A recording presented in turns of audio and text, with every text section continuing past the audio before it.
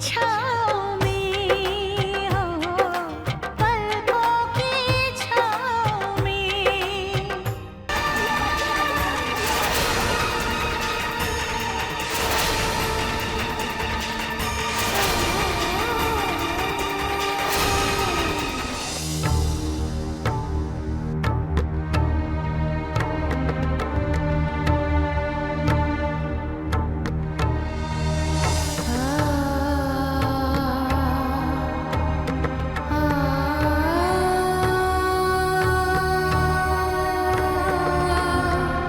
गुड्डी,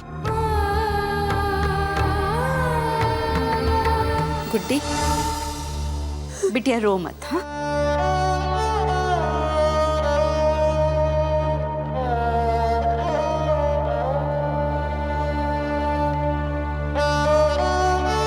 अब देखो बच्ची को रुला दिया इस लड़की ने। गुड्डी, बिटिया, गुड्डी,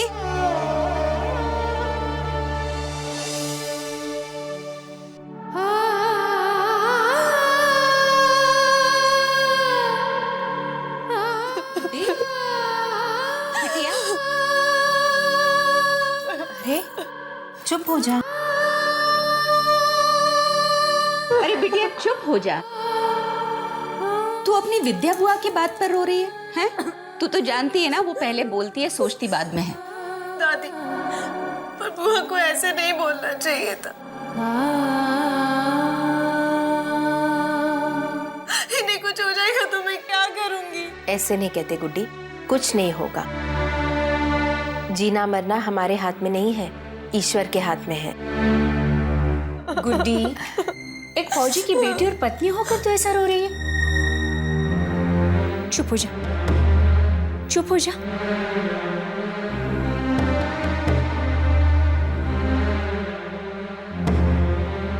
करण, जा बेटा, दामाद जी को बुला कर लेके आ। अब वो ही इसे चुप करा सकते हैं। जी अभी लाता हूँ। पकड़ो पकड़ो पकड़ो पकड़ो पकड़ो पकड़ो पकड़ो पकड़ो पकड़ो पकड़ो पकड़ो पकड़ो। पापा मैं थक गया, अब मैं नहीं खेलूंगा। ओहो, ओके मेरे शेर, यहाँ बैठो। और एक काम करो, अब तुम थक गए तो तुम्हें कुछ तो देना चाहिए। ये चॉकलेट चलेगी? Very good. पापा पापा सब लोग नाना जी को सही क्यों कहते हैं? क्योंकि उन्होंने देश के दुश्मनों से वीरता से लड़ते हुए अपनी जान दे दी, और ऐसे फौजी को शहीद कहते हैं। समझे बेटा? पापा पापा तो मैं भी बड़ा होकर फौजी बनूंगा। Very good. और जो बहादुर होते हैं वही फौज में आते हैं।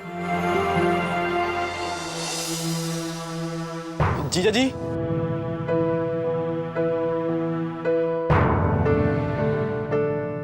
जल्दी चलिए। लेकिन कहाँ? आइए तो आप जल्दी चलिए। अरे लेकिन कहाँ, क्या हुआ क्या? आइए आप आइए। ओके, तुम एक काम करो, तुम फकीर प्रिंस के साथ वहां जाके खेलो। चलिए। अरे लेकिन कहाँ लेके जा रहे हो मुझे? आइए तो सही। क्या बात, क्या बताइए तो। लेकिन हुआ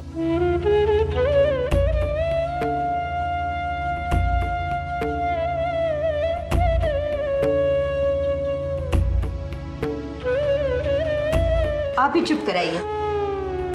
क्या हुआ? लेकिन गुड्डी तुम रो क्यों रही हो? मैं आपको बॉर्डर पर नहीं जाने दूंगी, लड़ाई पर नहीं जाने दूंगी मैं आपको। ये कैसी बात कर रही हो? आखिर बात क्या है? दामाद जी, आप तो इसकी बुआ को जानते हैं, वो बिना सोचे कुछ बोल देती है। बीमा की बात चल रही थी तो उसने कहा कि आपका बीमा करा लेना चाहिए क्योंकि आप फौजी हैं और बॉर्डर पर। जी मैं सब समझ गया।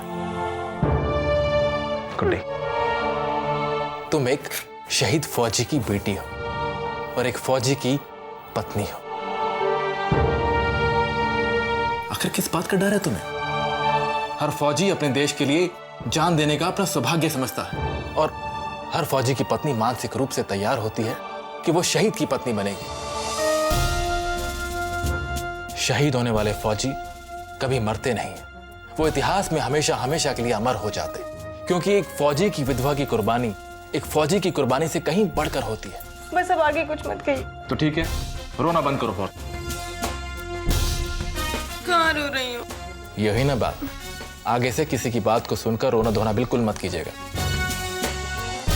गुड्डी,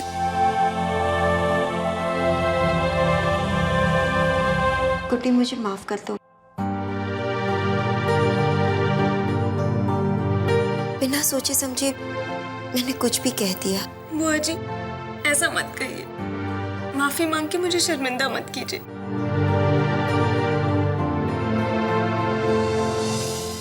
जीजा जी,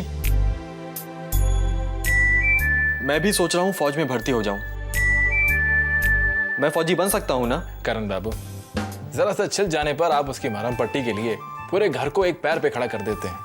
आप फौज में भर्ती होने की बात कर रहे हैं? हाँ, ये सही कहा। अरे फौज में तो ट्रेनिंग में ही हाथ पैर टूट जाते हैं। मालूम चला ट्रेनिंग के पहले दिन ही आप घर वापस आ गए। यही तो मेरी प्रॉब्लम है। मेरी बात कोई सीरियसली लेता ही नहीं।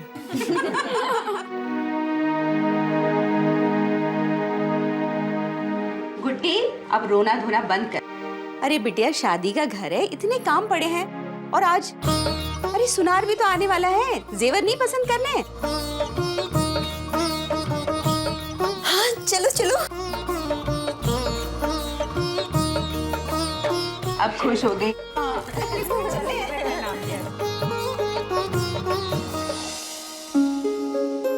गहरे कुएं सा है सुमन का मन। सामने वाला उनके अंदर अपना अक्स देख ही नहीं पाता। समझ में नहीं आता कैसे जानूं उनके दिल का राज।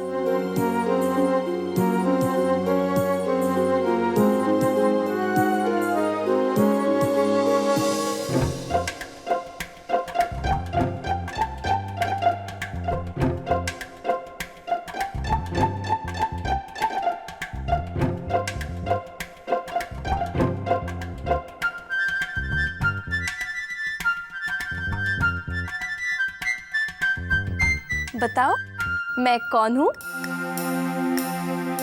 बताओ ना, कौन हूँ मैं? चुड़ैल।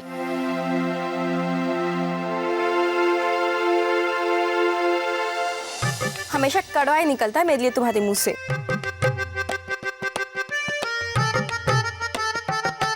ये लो, कुछ मीठा खाओ। तुम ही खाओ, चैन से कहीं बैठ भी नहीं सकता हूँ। चैन तो तुम्हें मेरे बिना कहीं मिल ही नहीं सकता। इसीलिए तो जब भी तुम्हें अकेला देखती हूँ मैं तुम्हारे पास आ जाती हूँ, क्योंकि मुझे पता चल जाता है कि तुम उदास हो। सचमुच तुम्हें पता चल जाता है? कैसे? जब कोई अपना दुखी होता है या खुश होता है तो अपने आप पता चल जाता है। वैसे भी अपनों के दिल की बात तो बिना बताए ही मालूम पड़ जाती है।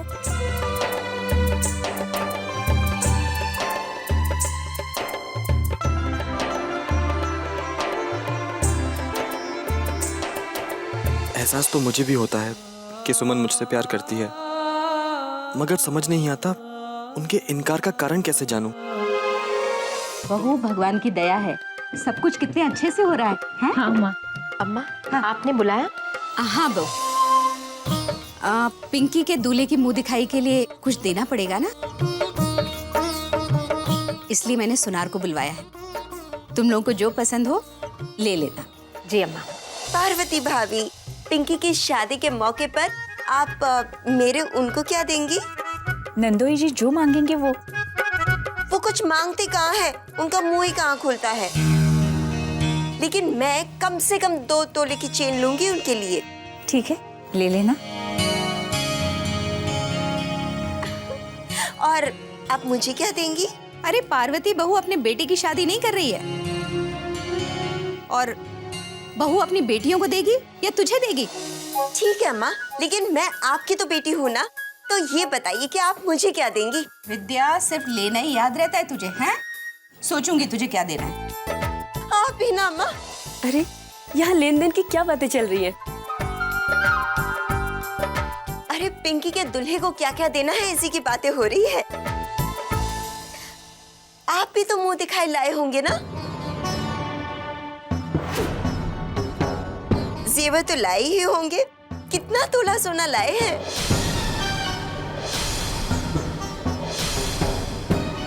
अरे आप तो पिंकी के मामा मामी है। आप ही के दिया हुआ सामान तो पिंकी शादी में पहनेगी।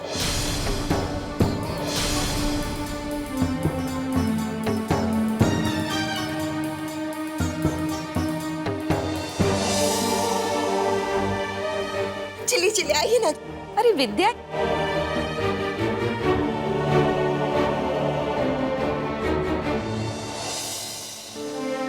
चलिए चलिए देखते हैं।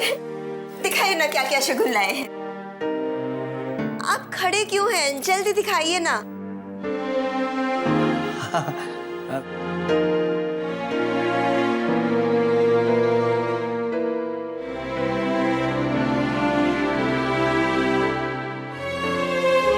दिखाओ।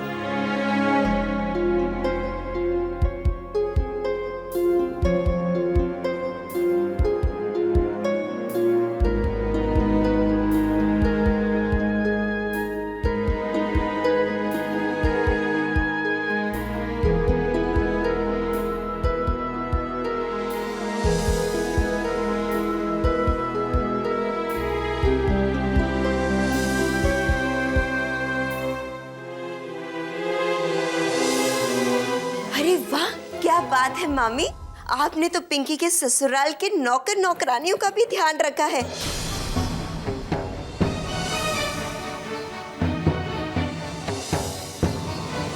अब जल्दी से पिंकी के सास, ससुर और भाभी का भी शगुन दिखाइए ना। नहीं विद्या जी, ये घर के नौकरों के कपड़े नहीं है, ये पिंकी के ससुराल वालों के ही है। क्या? ऐसे कपड़े?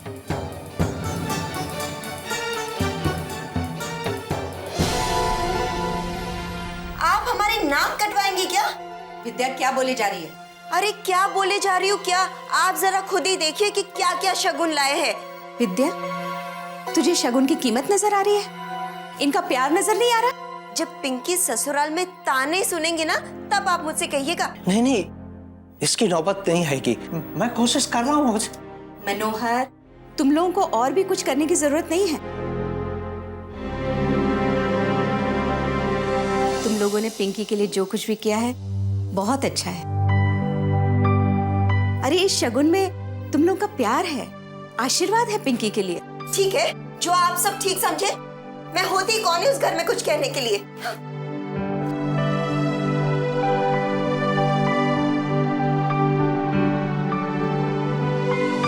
अम्मा, हम नहीं चाहते कि हमारी वजह से पिंकी पर कोई आँच आए। मैं अपने लिए भी कुछ गहने लाई हूँ, तो वो मैं दे दूंगी पिंकी को। कैसी बातें कर रही हो तुम? खबरदार जो ऐसा सोचा। पार्वती, बहू तुम समझाओ अपनी भाभी को। हाँ भाभी, अम्मा सही कह रही है। आप विद्या जी की बात दिल पर मत लगाइए।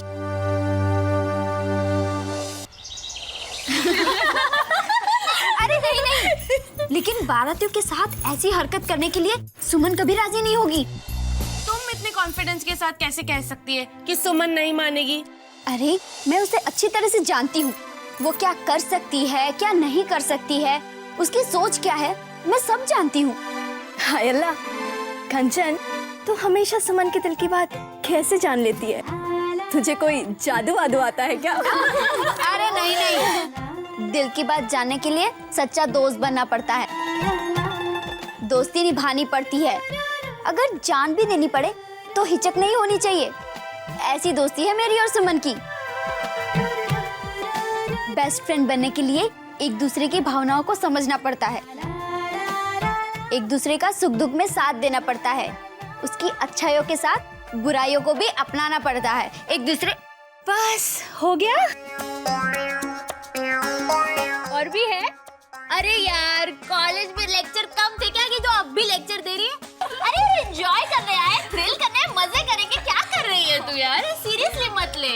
अरे कंचन, तुम्हारी सहेलियां कहाँ हैं? अरे उनसे कह दो कि चूड़ी वाली आई है, चूड़ियां तो पहन ले। अरे यार चलो, चलो, चलो, चलो, चलो, लोग चलो, मैं गुड्डी दीदी की मदद करके आती हूँ। हाँ ठीक है। अच्छा चलो यार, हम लोग भी चलेंगे। चलो कुछ खाती वाती है नहीं, बस सब कुछ मंगवाती रहती।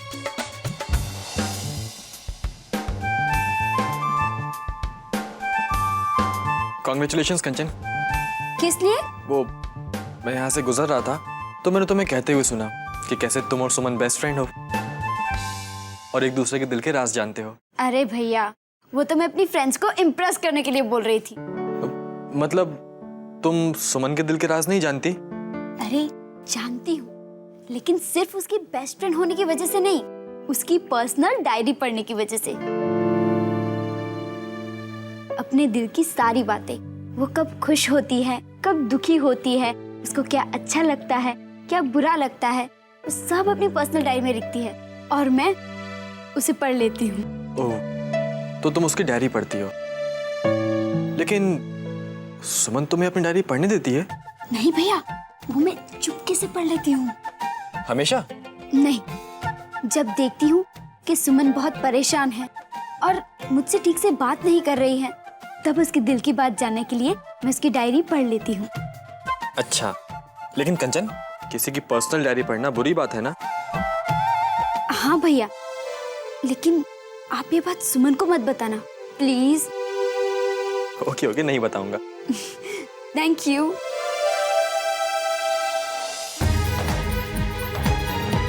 सुमन की डायरी, मतलब सुमन अपने दिल की सारी बातें डायरी में ही लिखती है। तो अब तक की सारी बातें सुमन ने डायरी में ही लिखी होंगी। अब तो बस कैसे भी सुमन की डायरी हाथ लग जाए, फिर मेरे सारे सवालों के जवाब अपने आप ही मिल जाएंगे।